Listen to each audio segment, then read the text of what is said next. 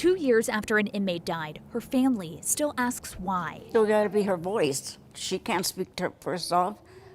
Yeah, we're here for her.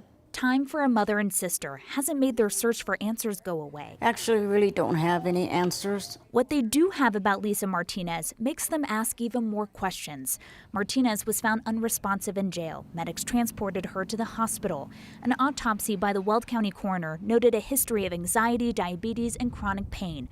Cause of death, he concluded, complications of dehydration and bronchopneumonia. It was confusing because it just didn't add up. And regardless of what she did or they accused her of doing, she was a human being. Mom Susan and sister Kendra were skeptical of the coroner's conclusions, mostly because of what they saw on Lisa's body at the hospital before doctors said she died. Somebody was holding her hand and they happened to see that behind her neck right here, she had some marks. So we decided we were gonna check her body. Lifted her, checked her body, and she had markings on her back. Bruises big enough to suggest to the family the coroner's conclusion might be flawed, and so they asked for a second opinion. It was just a gut feeling. And that led them to a campaign called Know Your Rights Camp. Former NFL quarterback Colin Kaepernick runs it, and it pays for a second autopsy in cases where someone died while in police custody. It made us nervous, anxious for the report to come back.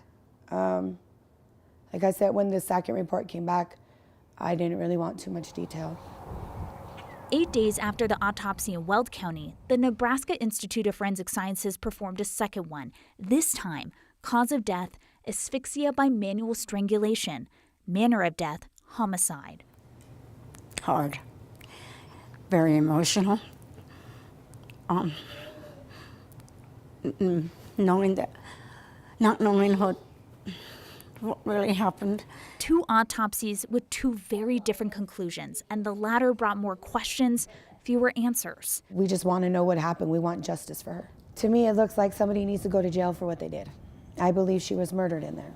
An attorney the family spoke to shared the autopsies with the Weld County District Attorney's Office. That office can conduct investigations. A spokesperson for the DA told 9 News Investigates they consulted with the sheriff's office, who runs the jail, and there was no indication that there was foul play or reason to believe there was a crime. What do we do but cry and try to comfort each other, and that's it. I mean, what else can we do? All they want to do is talk for Lisa and continue asking why and how. You know, death you can accept, because we're all, but this is something different. This is something that it's different, It's something you can't really explain. It just like tears your guts and your heart, like you want answers of why. In Weld County, Kelly Rinke, 9 News. We reached out to the sheriff's office several times about those 2 autopsies. Never received a response.